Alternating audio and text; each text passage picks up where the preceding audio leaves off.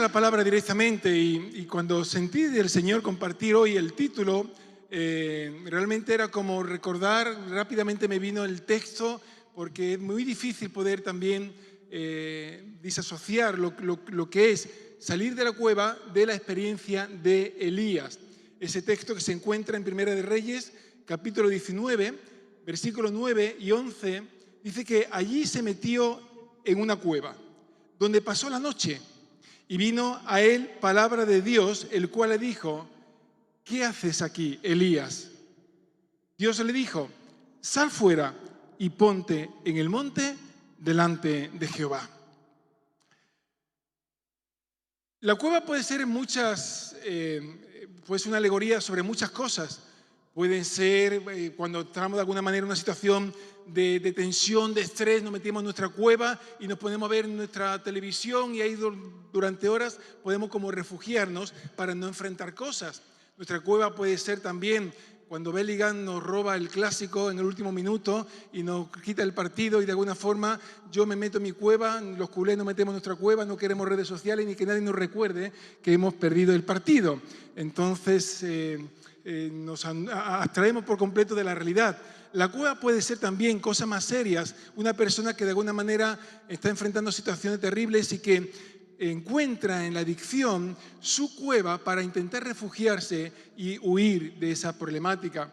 La cueva puede ser cuando de alguna manera vemos la depresión como mecanismo también factible o que llega de alguna manera esa fuerza tan abrumadora que de alguna manera nos hace sentir que viene sobre nosotros una carga enorme, como decía Pablo en Corintios. Amado hermano, pensemos que tienen que estar al tanto de las dificultades que hemos atravesado en la provincia de Asia. Fuimos oprimidos y agobiados más allá de nuestra capacidad de aguantar y hasta pensamos que no saldríamos con vida. Hay momentos en los que la vida nos viene también con agobio, con presión, con situaciones en las que pensamos que no vamos a salir adelante. Y la realidad es que en este tiempo hemos estado también trabajando y seguiremos trabajando sobre una realidad que hay a nuestro alrededor, que ya de alguna forma como sociedad, como parte de la sociedad, sufrimos, experimentamos, como es la depresión, la ansiedad, como máxima expresión de la debilidad humana. Y realmente ante esto nos encontramos diferentes historias y planteamientos, pero creo que la palabra del Señor está lleno de personas referentes que sufrieron esta realidad y no podemos abstraernos como si no existiera o como que si pensásemos como es que es algo poco espiritual. Algunos piensan que si oras más simplemente te vas a librar de la depresión o te vas a librar de los problemas emocionales. Y esto no es cierto. Hay momentos, hay obviamente grados, hay niveles, pero es verdad que muchas veces las enfermedades de salud mental tienen que ver también como otras enfermedades. Tú puedes tener una enfermedad como la diabetes, una situación más grave como el cáncer, y debe de orar, y debe también de buscar la presencia del Señor, pero también necesita buscar el médico y desarrollar tratamientos que te contribuyan también a tu sanidad. Al igual, ese tipo de enfermedades de salud mental, también hemos de buscar la llenura del Señor, la presencia del Señor, pero no quita también la cuestión de que tengamos que buscar en algún momento ayuda y buscar los recursos que nos ayuden a salir de manera definitiva. Muchos pastores, algunos piensan como los pastores están en un nivel de cercanía y de relación con Dios, no tienen esos problemas. Y esto no es cierto. Cualquier pastor, cualquier hombre o mujer que sirve al Señor tiene las mismas presiones, las mismas dificultades y quizá en algunos casos más todavía cuando tenemos que asumir la carga de otras muchas personas. Hay un ministerio que muchos conocen o conocieron en su tiempo, Charles Spurgeon, el príncipe de los pastores, el príncipe de los predicadores, y él en algún momento sufrió tal intensidad en su depresión que tenía que dedicar 2 meses al año a aislarse, dejar de predicar para enfocar realmente la situación de su depresión. Él decía: la carne puede soportar solo un determinado número de heridas y no más, pero el alma puede sangrar en 10.000 maneras y morir una y otra vez cada hora. Así que a lo largo de la historia, muchos han podido sufrir. En la Iglesia Católica hay un santo que fue reconocido como doctor de la Iglesia, un español, San Juan de la Cruz, y él tenía una depresión endogámica prácticamente, y la poesía más famosa suya es La noche oscura del alma. Y esa poesía, que de alguna manera tiene una relevancia más allá de la cuestión espiritual, lo que estaba haciendo era reflejar esa crisis espiritual y ese viaje que de alguna manera desarrollaba en unión con Dios en ese triste tiempo, en esa oscura noche de la depresión. Aquí nos encontramos a Elías, un hombre que es el hombre más usado por Dios en el Antiguo Testamento en cuanto a poder se refiere. Elías es el personaje que refleja la máxima manifestación sobrenatural de Dios junto con Moisés. Y Elías, de alguna manera, puede representar ese hombre intrépido, aguerrido, temeroso de Dios, cercano de Dios, hasta el punto que, dicen las Escrituras, que no sufrió muerte, sino que Dios lo arrebató y fue llevado al cielo en cuerpo. Y este hombre nos encanta la palabra del Señor, porque en ningún momento la Biblia tiende a subliminar los aspectos de los hombres y mujeres protagonistas de la Biblia. Al revés, manifiesta también en todo momento la debilidad, la flaqueza, los errores, la pecaminosidad, las crisis que se pudieron sufrir. Y este hombre, Elías, se manifiesta un relato maravilloso en el capítulo 17, 18 y 19, cuando está de alguna manera en un proceso que es casi una historia, varias historias, pero que se cuenta en un contexto único, en un proceso continuado, en el que se ve realmente cómo Dios está obrando de una manera poderosa en su vida. En el capítulo 17 se inicia, de Primera de Reyes, capítulo 17, se empieza la historia relatando de que el pueblo de Israel estaba en una sequía enorme, especialmente Samaria. Ya estaba el pueblo de Israel dividido, el norte era Israel, el sur se llamaba Judá, y la zona del norte nunca hubo un rey bueno. Todos los reyes eran malos, se apartaron del Señor, y ahí precisamente se apartaban detrás de otros dioses como Asera o como los Baales. Eran dioses también que en algunos casos tenían consecuencias tremendas. No era solamente una cuestión de deidad, de adoración a una deidad, sino que conllevaba también cuestiones morales, incluso en algunos casos hasta de sacrificios humanos. El pueblo de Israel se fue detrás de esos dioses y Dios, como castigo, manda una sequía terrible que dura durante varios años, hasta el punto que la gente le faltaba ya beber, le faltaba comer y se encontraba en una desesperación tremenda. Elías en ese momento no era el personaje más querido de Israel, era odiado especialmente por la clase dirigente, y lo querían literalmente matar. Elías se había convertido en el personaje a batir, porque él había profetizado de que iba a haber esa sequía sobre el pueblo de Israel. Todo el mundo lo está buscando, todo el mundo lo quiere matar, y ahora de repente se encuentra con uno de los siervos también del rey Acab y le dice: bueno, dile al rey que aquí estoy yo. ¿Cómo le voy a decir al rey que tú estás aquí si precisamente él te quiere matar? Y Elías lo que le dice es que lo reta. Dice: mira, ven acá, y que venga también todo el pueblo de Israel, y que venga también todos los sacerdotes de Baal. De Asera eran 400 sacerdotes y de Baal 450. Dice: todos los sacerdotes de Baal que vengan para acá, y lo congrega en el mismo lugar, en el mismo sitio. Y entonces le dice: bueno, sabéis la historia, casi todos la conocemos, pero la relato también para lo que no les sea tan familiar el relato bíblico. Y dice la palabra del Señor que lo que ocurre es que en un momento determinado los sacerdotes de Baal ponen también su buey en un altar y empiezan a orar, a clamar para que vinieran fuego. Y no había fuego ninguno. Y entonces ellos empezaban a rasgar su vestidura, a gritar más alto, incluso a herirse para que la sangre cayese también sobre el altar. Y aún así no había fuego del cielo, porque la cuestión era que el fuego que cayese sobre ese altar significaba que ese Dios era el Dios verdadero. Entonces, en un momento determinado se encuentra que Elías empieza con un sentido del humor también y empieza a burlarse de los sacerdotes. Le dice, mira, quizás vuestro Dios está durmiendo, quizás está durmiendo la siesta, quizás se ha despistado, quizás está ocupado en otro lugar, quizás no esté en este momento pendiente de lo que vosotros estáis haciendo. Y mientras tanto, los sacerdotes muy enfadados y estaban intentando por todos los medios solventar el momento, pero lo que ocurría era mayor vergüenza y mayor afrenta.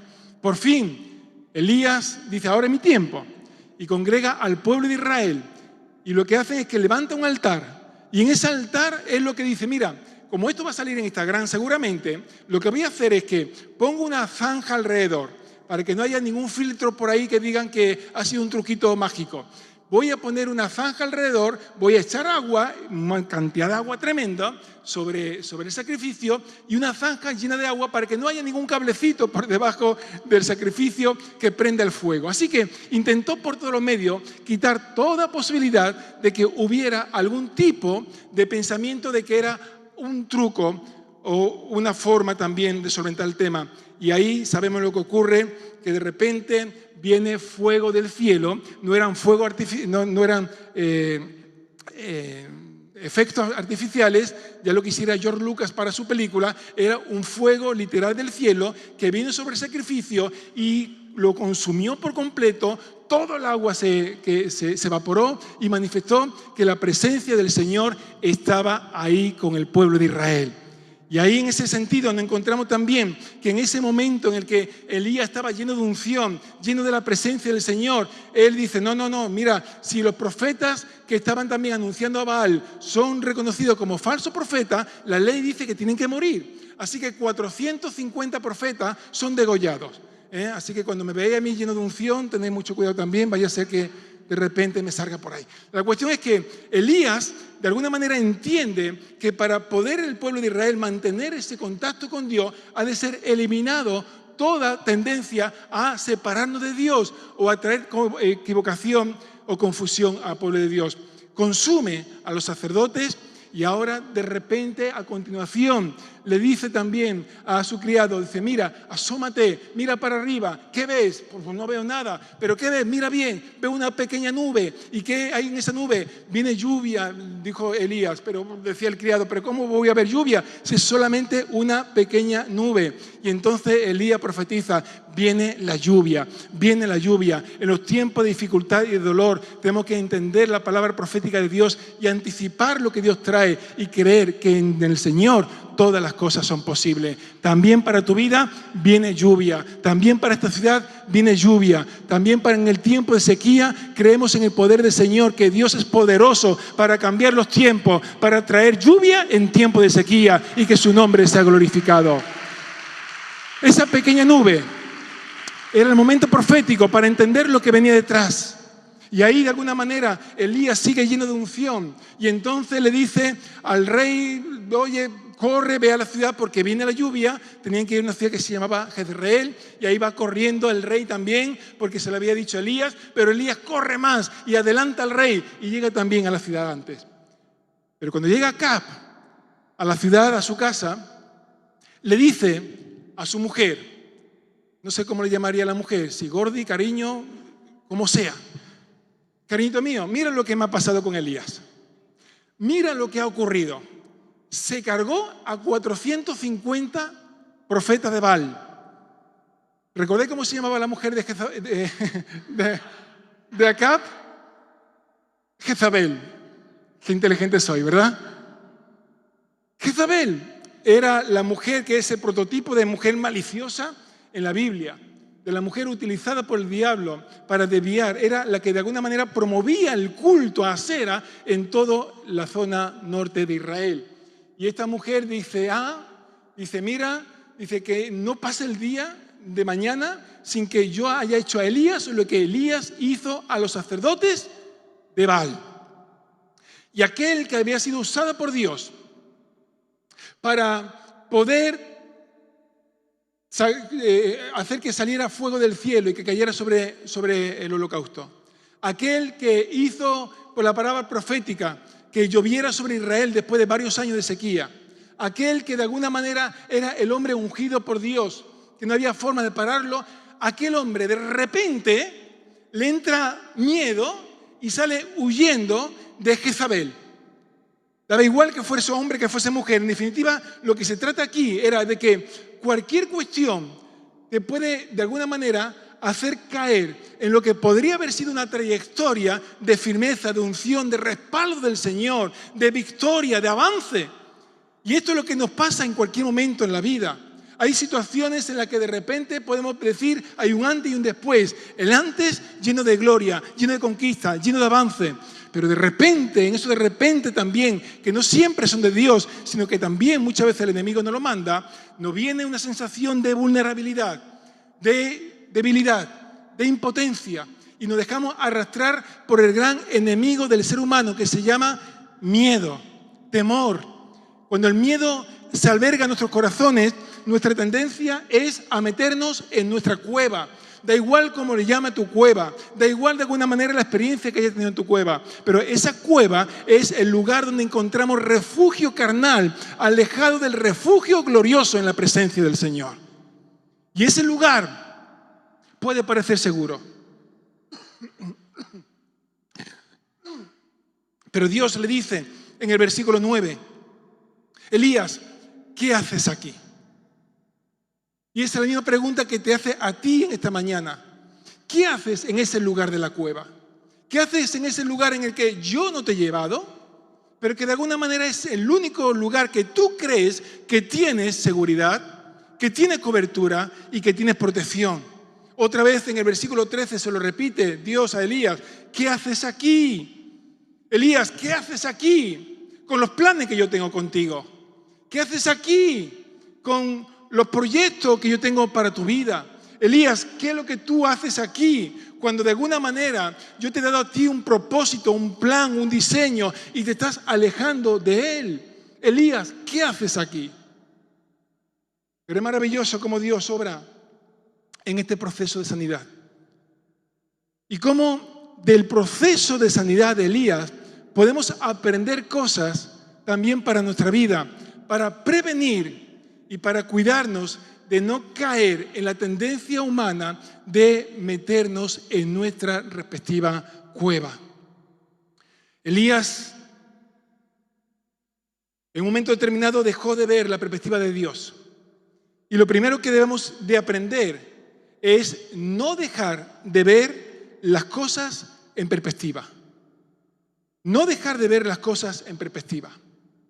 Cuando tú vas a un museo, a ver un museo pictórico como el Prado, por ejemplo, y quieres ver un cuadro, tú tienes que mirarlo desde los diferentes ángulos y distancia. Eso se llama perspectiva. Tú no te puedes quedar cerquita del cuadro porque solamente ves el detalle. Quizá veas la técnica y sepas de qué técnica está hecha, pero te fijas solamente en detallitos. Y esos detallitos te pueden hacer perder la perspectiva del cuadro global.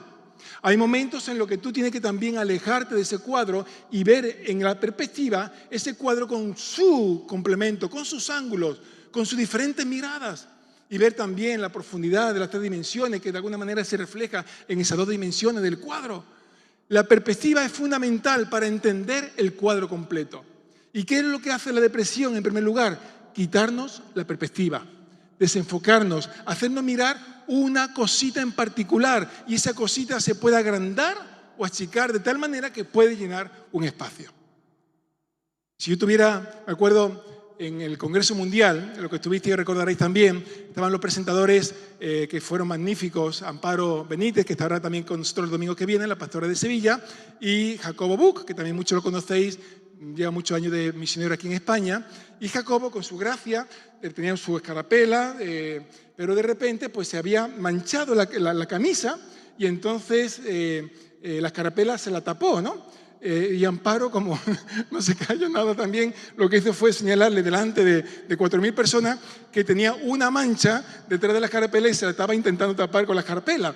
A partir de ahí fue la guasa general de todo el mundo, con la cuestión de que ya no miramos a los presentadores, no miramos ya ni siquiera la chaqueta de Jacobo, lo que mirábamos era la mancha de Jacobo.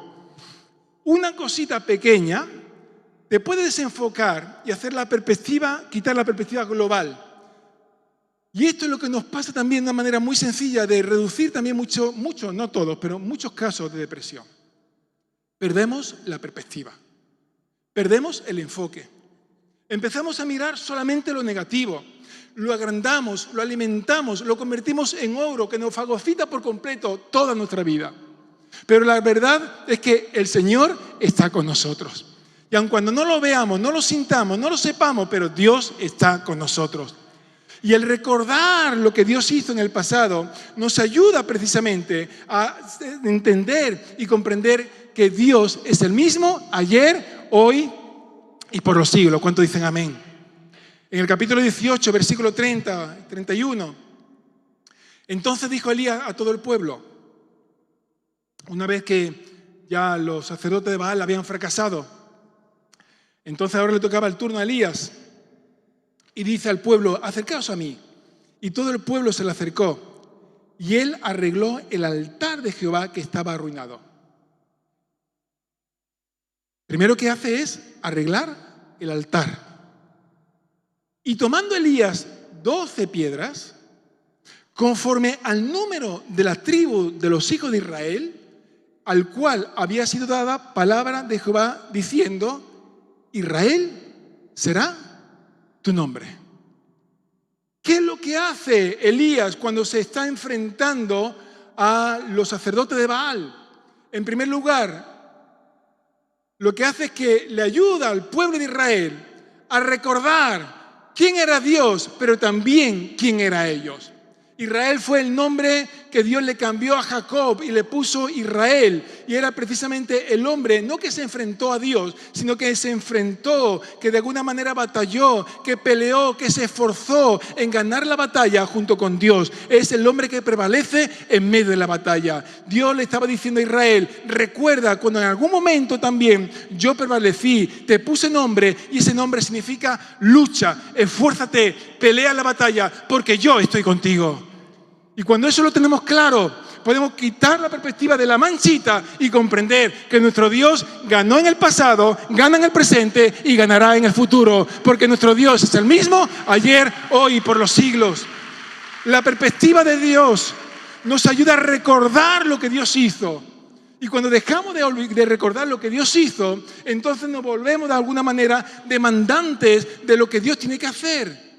Y es como una trampa diabólica que nos lleva también a hacernos creer que de alguna manera somos merecedores de continuamente que Dios tenga que obrar sobre nuestra vida. Y hay momentos en los que Dios lo que quiere es recuerda, estuve contigo, estoy contigo, estaré contigo. No lo sentirás, pero estoy contigo. En los momentos en los que no sientas absolutamente nada de bendición sobre tu vida, en ese momento lo que te queda es el recuerdo de lo que Dios hizo, de la fidelidad de Dios. Cuando estábamos cantando anteriormente la canción, me saltaban lágrimas en mis ojos. Fidelidad de Dios. Dios ha sido fiel. Si tú estás aquí, la mayoría de los que estáis aquí, es porque de alguna manera, en algún momento de tu vida, Dios ha sido fiel. Porque Dios te ha levantado, porque Dios te ha sostenido, porque en medio de la batalla ha visto la pelea del Señor que ha estado contigo y que te ha dicho, levántate porque yo tengo contigo todavía mucho que hacer. Miramos en un enfoque que nos desenfoca y perdemos la perspectiva de Dios. Nuestro problema es que se nos olvidan las bendiciones de Dios de ayer y tenemos que levantar nuestro altar de recordatorio, primero de santidad y de consagración al Señor, y en segundo lugar para recordar quién es Dios, porque continuamente la depresión te lleva a creer o a pensar acerca de ti, de lo que tú eres y de lo que tú puedes hacer, pero la salida está precisamente en mirar que Dios está sentado en su trono, que Dios no cambia, que en Él no hay sombra de variación ninguna, que su propósito, su llamado, sus dones son irrevocables, que en el nombre de Jesús me levantaré, porque me levanté en el pasado con el soplo del Espíritu Santo y Él lo seguirá haciendo, porque el amor de Dios hacia tu vida no ha menguado, no ha cambiado, no ha variado, Dios sigue siendo el mismo. ¿Cuánto dan gloria al Señor?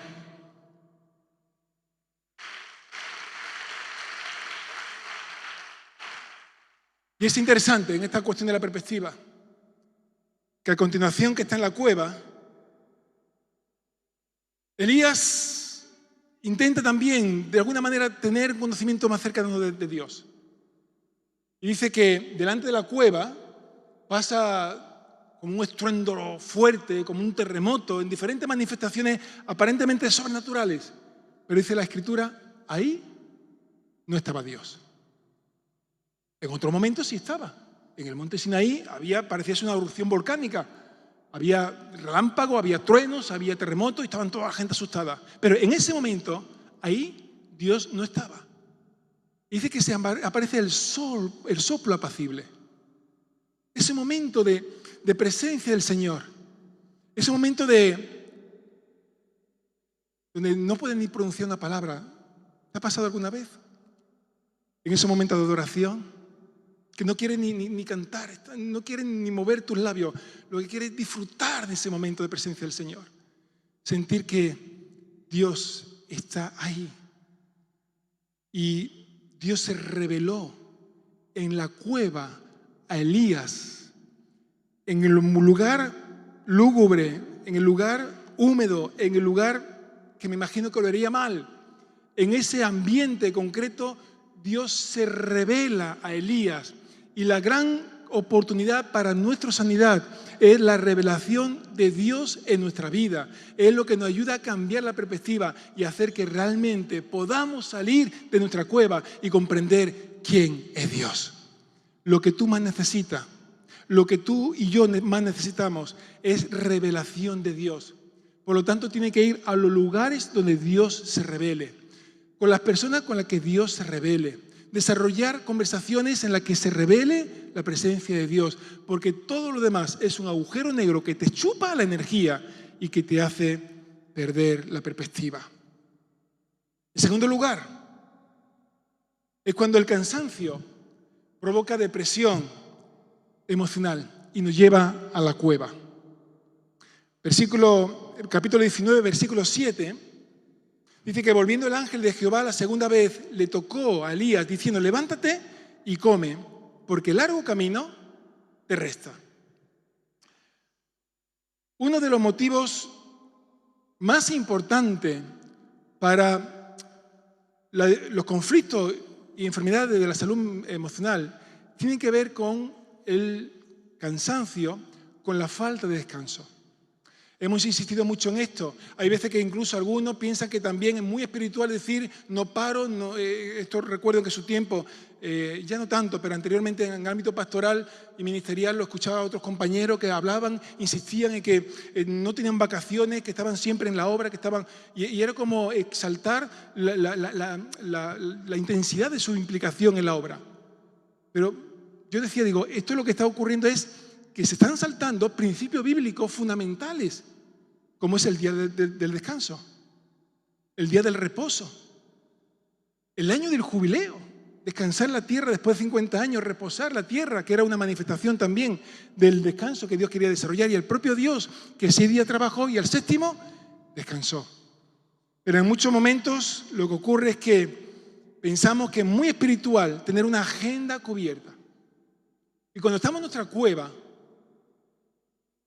si no reducimos agenda, si no reducimos intensidad de trabajo, si estamos cargados y sobrecargados con diferentes cuestiones, da igual donde tú vayas, lo que tú leas y a quien tú de alguna manera te pida ayuda. Porque necesitamos bajar obligatoriamente nuestra intensidad de trabajo. Necesitamos que nuestra mente pueda descansar, no solamente físicamente, nuestra mente. Por eso es importante también poder comprender la importancia de priorizar las cosas. ¿Qué es lo que realmente es importante? Nos podemos dar cuenta de que tenemos tiempo para todo, pero menos para la oración. Tenemos tiempo para cualquier actividad, menos para venir al culto de oración. Y espero que el próximo jueves, en ese énfasis que estamos desarrollando, que tan productivos están siendo, de tanta bendición, pueda venir, porque lo que queremos es buscar presencia del Señor. No es tanto una cuestión de más tiempo, es más que nada una cuestión de libertad, de mover del Señor, en el que ya no desarrollamos una liturgia, estamos atentos a lo que el Espíritu Santo quiere hablar. Y si hay alguien preparado para una palabra, pero el Espíritu Santo nos dirige en otro sentido, estamos libres para que en ese culto haya una plena libertad de acción de Dios en nuestra vida. El descanso es fundamental para el creyente. La falta de descanso nos lleva precisamente a la cueva que nos separa del Señor. Hay que estar también hay que aprender a quedarse quieto y esperar en el Señor. En tercer lugar, no te quedes solo. Capítulo 19, versículo 3. Viendo Elías el peligro, se levantó y se fue para salvar su vida. Y vino a Beerseba, que está en Judá, y dejó allí, ¿a quién? A su criado. Se quedó solo. Todos sabemos que una de las estrategias del enemigo es aislarnos. Cuando tengo que trabajar con alguna persona que en algún momento pasa por estos procesos, es muy fácil que pueda decir, es que me siento solo, me siento sola. Y es que como que toda la estrategia del diablo conduce a eso, a que en algún momento te aísles, o al menos te sientas que estás aislado. La estrategia diabólica es precisamente quitarte del lugar donde también te pueden proteger. Y es interesante que aquí Elías, en primer lugar, deja a su criado en un lugar y se va solo debajo del árbol en primer lugar y después a la cueva. Pero cuando Dios le habla que tiene que salir de la cueva, lo que le dice es, oye, tiene que ungir a 2 reyes, pero tiene también que ungir a Eliseo. Tiene que elegir a tu sucesor, tiene que elegir a la persona que será tu discípulo, tiene que elegir a la persona que estará a tu lado aprendiendo de ti para transmitir después también de generación en generación. Así que para nosotros es fundamental entender este principio de que la soledad es antagónica al propósito de Dios como iglesia. Hay momentos en los que la soledad es importante. Jesús también oraba en soledad en el desierto, pero son momentos puntuales. Pero cuando es una tendencia, cuando es una forma de trabajar, estamos cumpliendo la estrategia del enemigo de aislarnos, porque en ese aislamiento somos más vulnerables y en esa vulnerabilidad somos realmente picadillo para el enemigo. Y en cuarto lugar, y ya quiero acabar mientras que pasa el grupo de alabanza, ¿qué puedo hacer en ese momento de soledad? Perdón, en ese momento de cueva. ¿Qué puedo hacer en ese momento en lo que me siento que no tengo fuerzas? Dios le dijo, mira, Elías, vuélvete por tu camino. Deshaz lo andado. Sé humilde y reconoce. Manifiesta realmente que quieres un arrepentimiento y volver hacia atrás. Lo que has hecho es producto de tu carne. Pero mira, a pesar de todo, yo estoy contigo. A pesar de todo, te ayudaré a salir. Pero tienes que deshacer lo andado, volverte por tu camino y ahora ponte a ungir a los reyes. Ponte a desarrollar lo que yo quiero hacer con el pueblo de Israel. Ponte a ungir a Eliseo. Ponte a trabajar, enfócate en los demás, no te enfoques en ti mismo, porque nuestra cueva nos lleva a esa perspectiva endogámica, donde yo estoy mirándome a mí, conmigo, solamente mi situación, mi circunstancia, y me olvido de un mundo que sufre. Y que en ese mundo que sufre, Dios te ha llamado con un propósito. Y no solamente que venga a los cultos y que de alguna manera disfrute del tiempo de bendición del culto.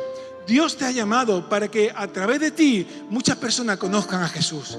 Para que a través de ti realmente las tinieblas retrocedan. Para que a través de ti el nombre del Señor sea anunciado. Para que a través de ti la gloria del Señor se manifiesta. Para que a través de ti la gloria de Dios se revele en ciudades y en países como en España. Para que a través de ti haya una iglesia poderosa que en el nombre de Jesús conquistamos territorio y nos levantamos y no miramos la oscuridad de la cueva, miramos la luz gloriosa del nombre del Señor. Y nos levantamos porque sabemos que a pesar de la dificultad y a pesar de que todos somos víctimas de un mundo caído que sufre y que padece, pero Dios te ha marcado una diferencia en ti. Y esa diferencia significa de que Dios te ha llamado, que Dios te ha amado, que Dios ha desarrollado en ti dones para que te levante en el nombre de Jesús y para que te impulse a un nuevo tiempo.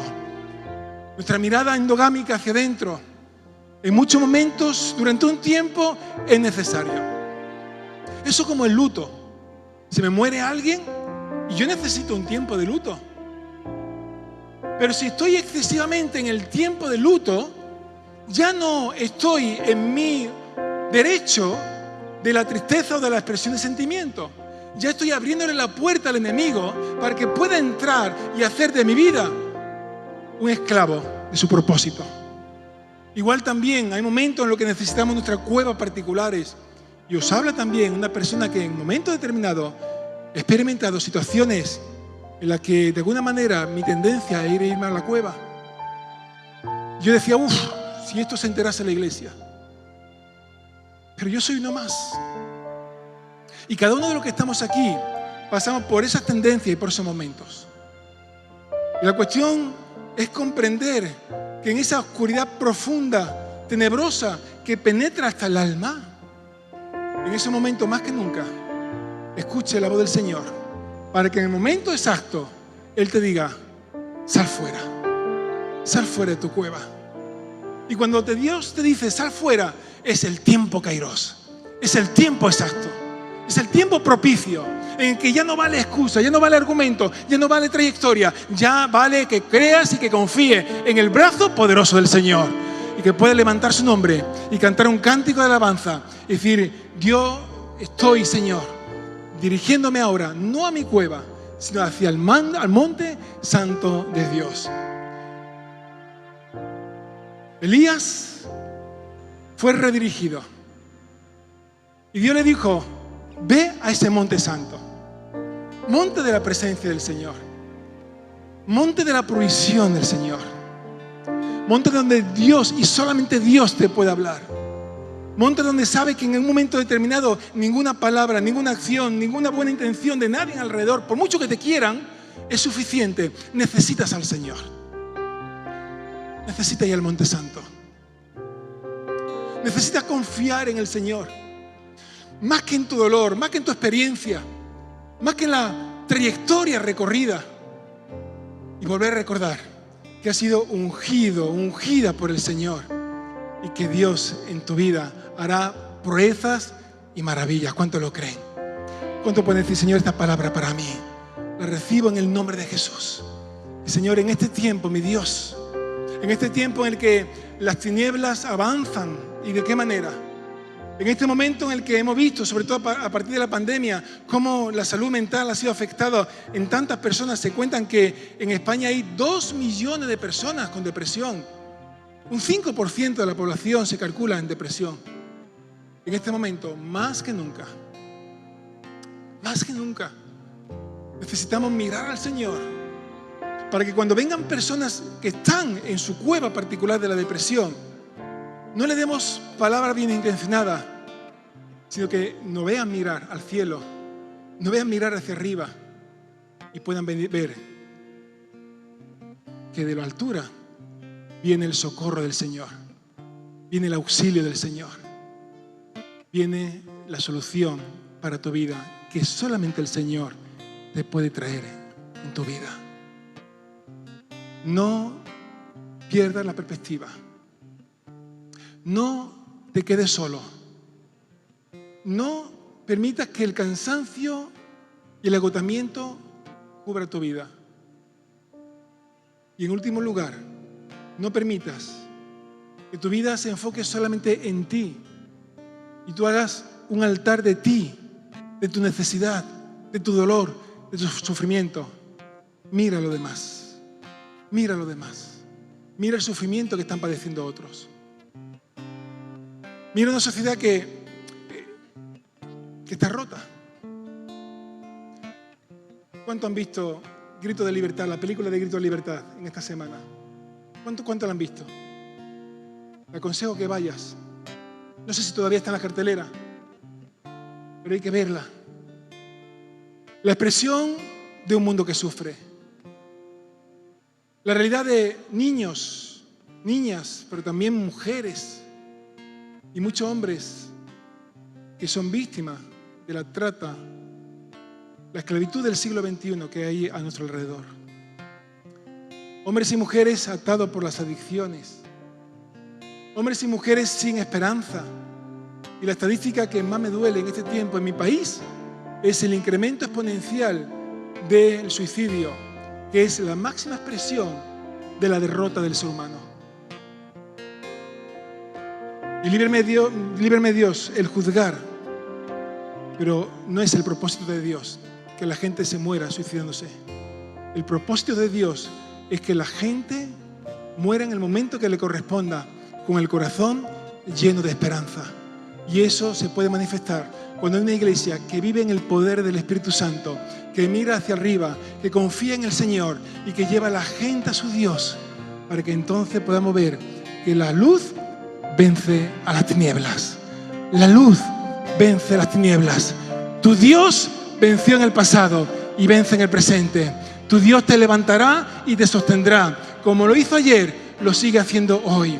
Y podremos clamar en medio de nuestra cueva un grito de alabanza y adoración y de exaltación a nuestro Dios, que reina y que vive y que está sentado en el trono ahora, hace 2000 años y desde la eternidad. Jesús reina sobre tu vida, sobre la iglesia, sobre esta ciudad.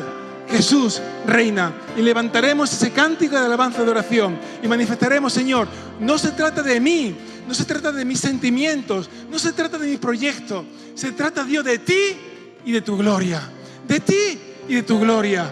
No permitas que alguna situación te eche a perder la vida. No permitas que alguna crítica te haga perder la perspectiva. No permitas que la falta de economía te haga entrar en ese pozo de la desesperación. Confía en el Señor. Levanta tu mirada al cielo. Deja que la revelación de Dios sea sobre tu vida y puedas generar un cántico nuevo de alabanza y adoración y decir: mi Dios reina. Mi Dios reina. En el nombre de Jesús proclamaré que mi Dios reina.